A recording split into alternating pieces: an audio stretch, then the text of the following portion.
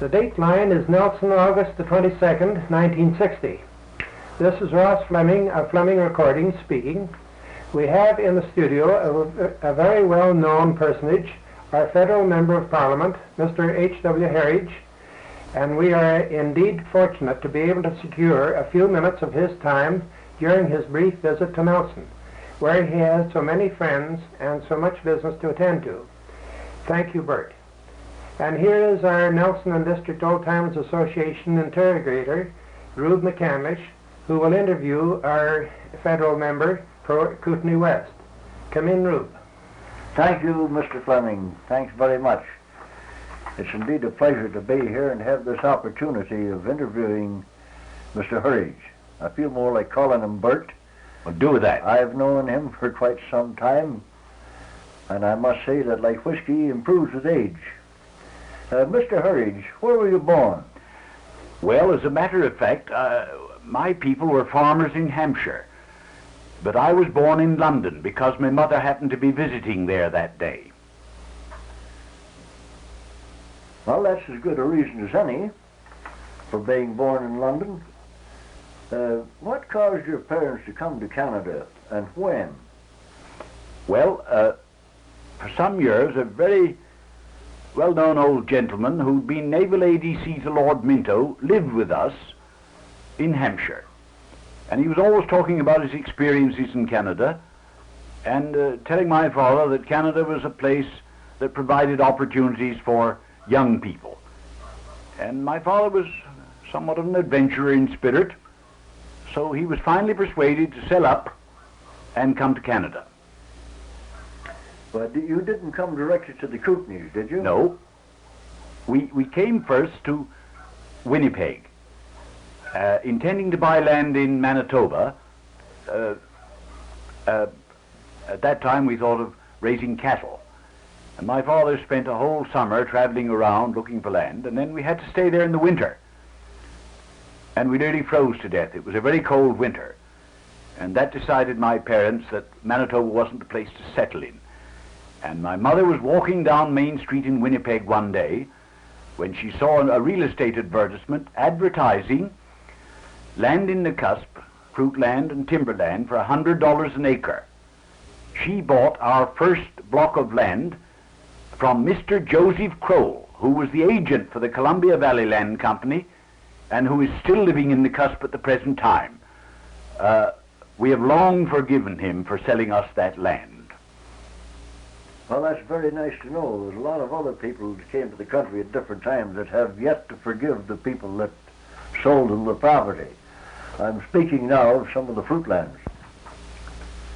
When did you arrive in the Kootenays, Mr. Herridge?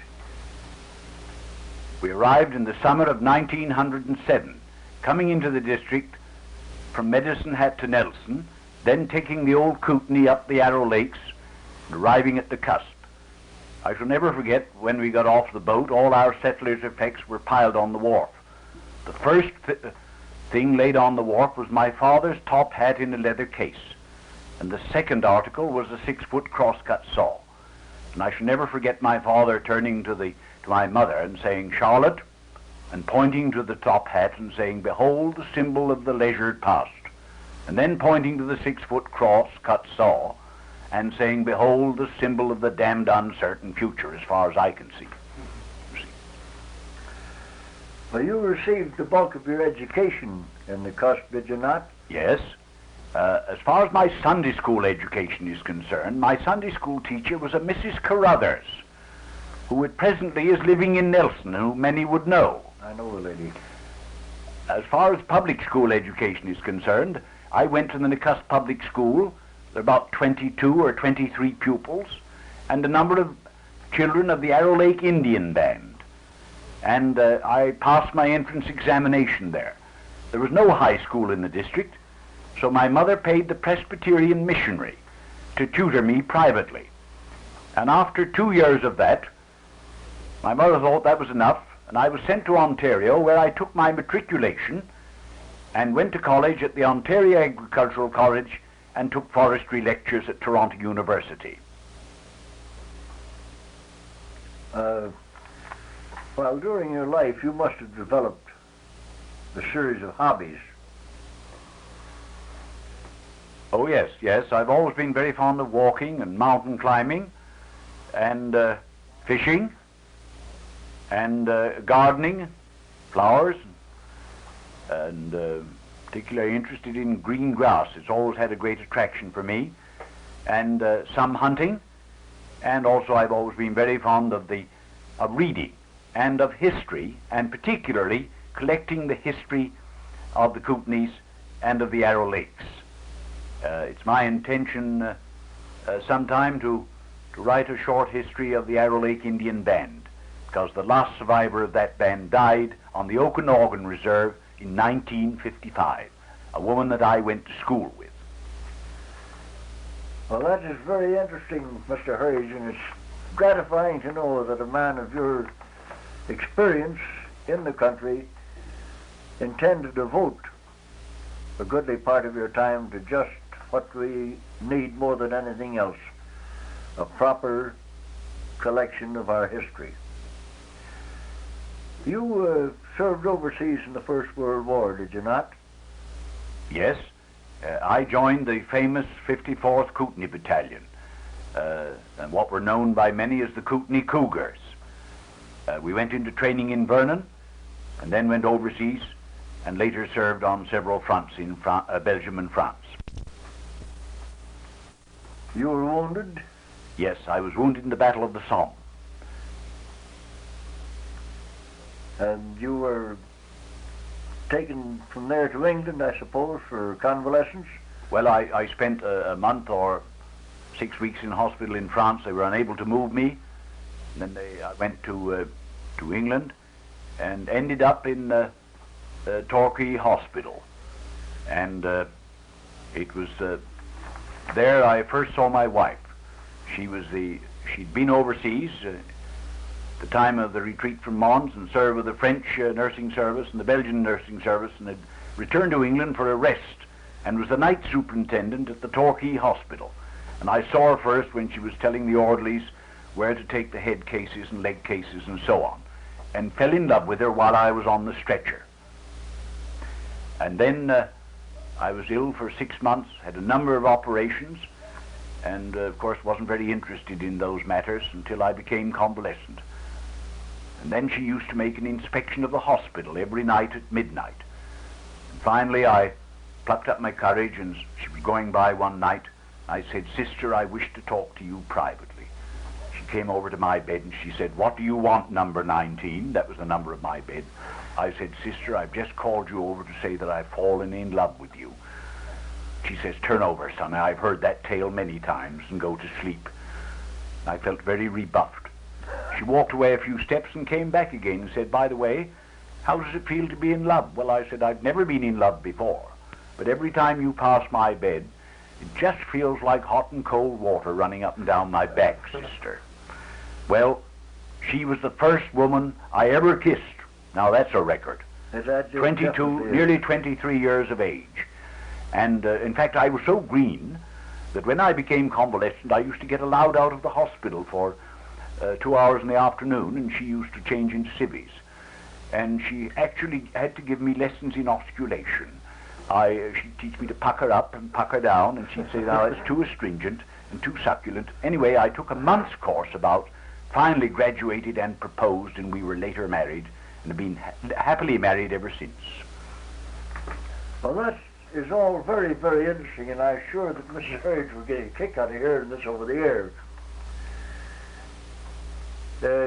You came back and went back to your ranch? Yes. When you were returned? Yes, we came back. We had really a wonderful reception. The people all around Nakusp for miles laid off work for the day, and they gave us a great reception and a concert and band concert in the evening, and made us a presentation.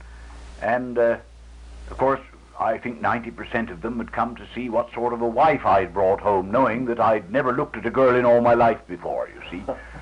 Anyway, she passed inspection and took her part in the community, in the Women's Institute and other organizations. We went ranching, and you know what that means in this country. And we grew some fruit, had a few cows and pigs and things of that sort, and we we grew some timber. We had some timber as well, and made our living in a modest way in that way. There's a question I'd like to interpolate there. I'd like a point cleared up. You say you went ranching, or did you say ranching? Well, we went both.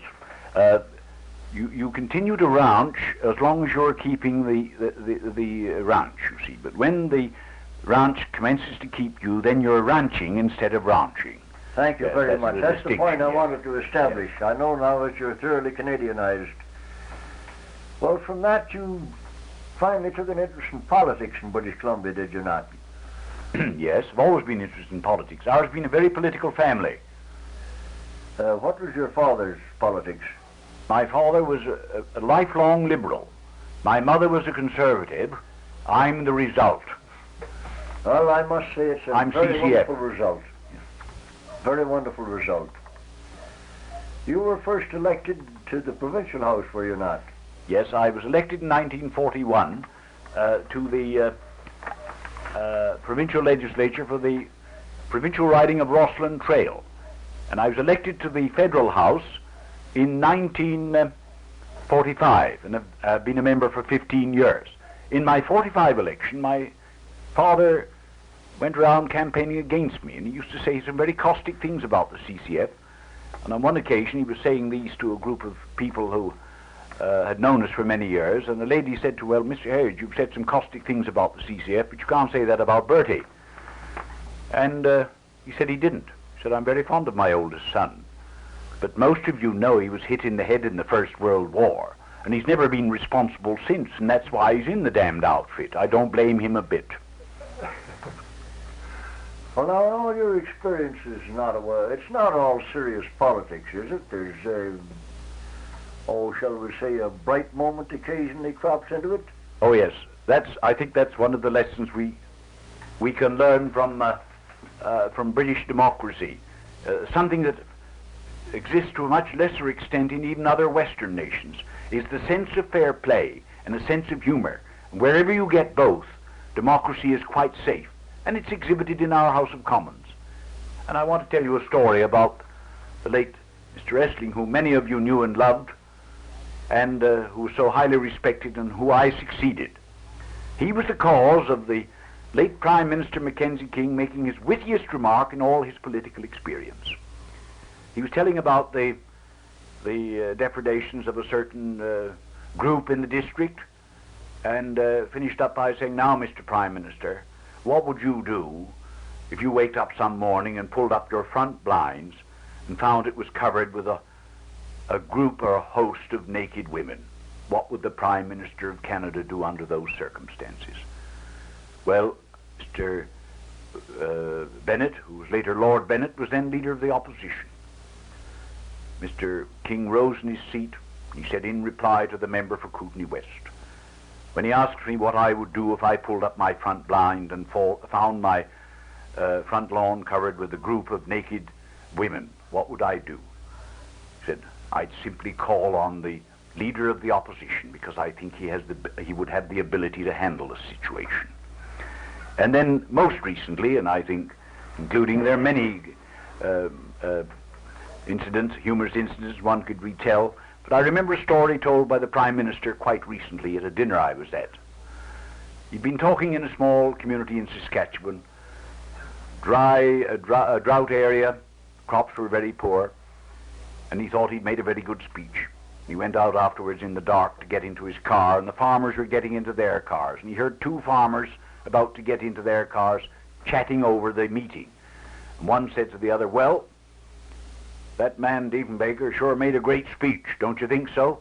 Oh, it was a pretty good speech, the other fellow says, but I'll tell you what, Bill, we'd have been a heck of a lot better off. It'd have done a lot more good if we'd had 2 inches of rain.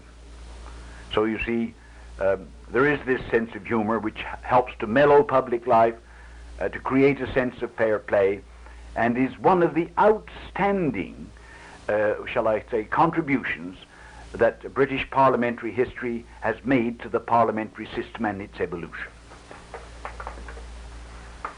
I thoroughly endorse that statement, Mr. Herridge. I think the humor is the saving grace of anything. Now, far be it from me to anticipate your retirement. I trust that you will still be a member of the House when they plant me among the daisies, because you've done a marvelous work for the constituency of West Kootenay. But you no doubt have plans for your retirement. Have you anything you would like to tell us about it?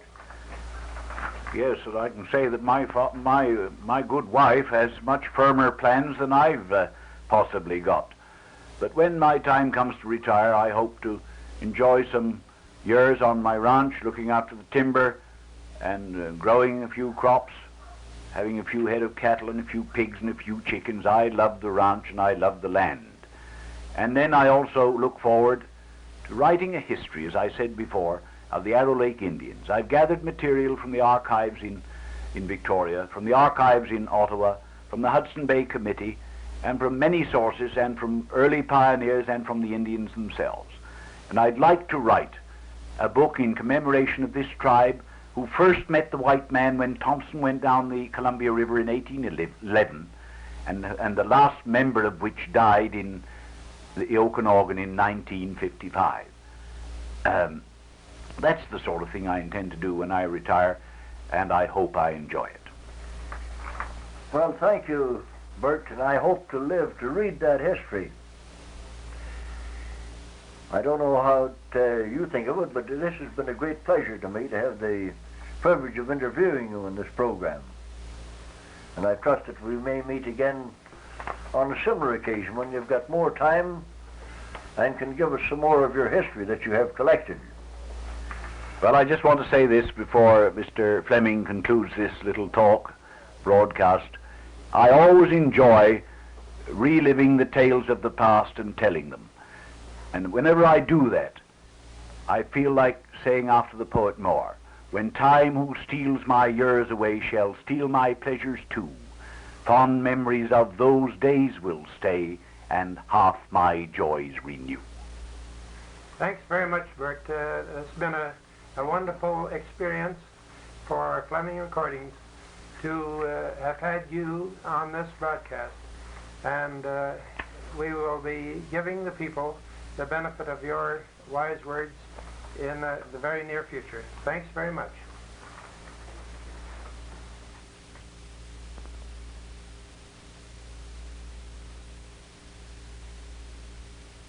This concluded discussion of the very interesting estimates of the Department of Northern Affairs and National Resources. And members took full opportunity to deal with matters that come under the jurisdiction of this department, which were of particular concern to their constituents. Under the item that will provide $736,904 for the administration and operation and maintenance of the National Museum of Canada, I took the opportunity to discuss a question that is of particular concern to persons interested in preserving the archaeological specimens and artifacts which are discovered in Canada. And there are a good many of those people in Kootenay West. The Committee on Mines, Forests and Waters last session recommended that the government examine the adequacy of present legislation and regulations concerning the protection of archaeological discoveries and artifacts and their export from Canada. Such examination included relations with the provinces for exchange of information on archaeological discoveries and for the development of uniformity of protective legislation throughout Canada. The committee's recommendation was the result of evidence which indicated the loss of treasures which Canada has suffered throughout the years. I brought to the attention of the House the fact that for 200 years such treasures of Canadian art and history have been pouring unnoticed out of our country into the museums and private collections of the United States and Europe. They have included not only historical treasures of our own pioneer area, but also vast quantities of primitive Indian and Eskimo art, and irreplaceable examples of the now forgotten crafts of our first Canadians. Do you know that the Detroit Institute of Art has a collection of French-Canadian church sculpture, silver and pioneer furniture, much choicer and more comprehensive than anything in Canada today, including Quebec. Do you know that the New York Museum of the American Indian alone has 70 superb examples of a much sought type of abstract wooden Eskimo mask, while in all Canada there are fewer than a dozen comparable specimens? Do you know that the world's largest Haida agate collection is a privately owned one in Florida? Its 527 specimens probably outranking all Canadian collections combined.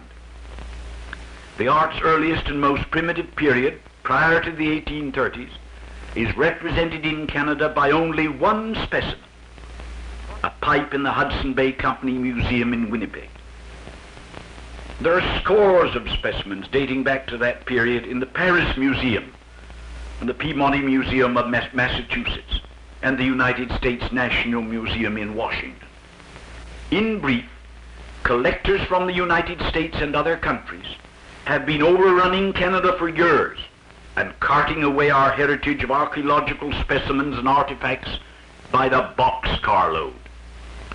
While I know that the protection of Canadian archaeological discoveries and artifacts is not the sole responsibility or jurisdiction of the National Museum, I did urge that everything possible be done by the national government to interest provincial governments, museums, and the historical societies in the preservation of these interesting relics of former civilizations in our country.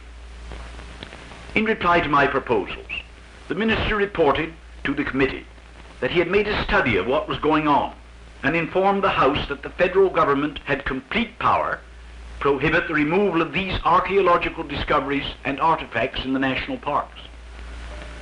In the Indian reserves operated under the Indian Act, the federal government has the power to restrict their removal, and with respect to the acquisition of title and trespass. In the Yukon and Northwest Territories, as the result of an amendment to legislation, permission for excavation or removal must now be obtained from the Minister of Northern Affairs and National Resources. So far as the provinces are concerned, the minister reported to us that in the following 5 provinces there are no regulations even now: Newfoundland, Nova Scotia, Prince Edward Island, Quebec, and Saskatchewan. In New Brunswick, the Historic Sites Protection Act was passed in 1954 and amended in 1958. In Ontario, under the Archaeological and Historic Sites Act 1953, the minister is to issue permits, require reports and specimens, and establish a board. In Manitoba, there is the Historic Sites Protection Act 1954, modelled after the Ontario Act. In Alberta, the Provincial Parks Act 1955 provides for regulation in the provincial parks only. In British Columbia, the Archaeological and Historic Sites Protection Act 1960, just this year, provides for the minister to designate sites to purchase and or to protect sites and to issue permits. It also provides for penalties and the setting up of an advisory board. I also brought to the minister's attention that the only specimen of a Kootenay canoe in existence was sent from the Kootenays to the National Museum some years ago, but was allowed to perish from lack of proper care. It was hung from the ceiling. One morning when the caretaker went into the museum, he found it had fallen to the floor and had broken into many fragments. It was a most unfortunate thing. This canoe, which represents a type of canoe that is only found in 2 places of the world, namely on the interior lakes in the Kootenays, or was found there, and on a small lake in northern Siberia, was denied the respectful care it merited. When replying to my criticism of the lack of care of this Kootenay canoe, the minister informed me that through arrangements made with the Indian agent at Cranbrook, the Kootenay Indians had built a new canoe at a cost of about $400, and it is now in place in the museum. I'm glad the department was able to find a member of the Kootenay tribe who had previous experience in building these canoes, and that the result of his handiwork, fortunately, now rests in the National Museum. I've taken some time to deal with the question of archaeological discoveries and artifacts, and this Kootenay canoe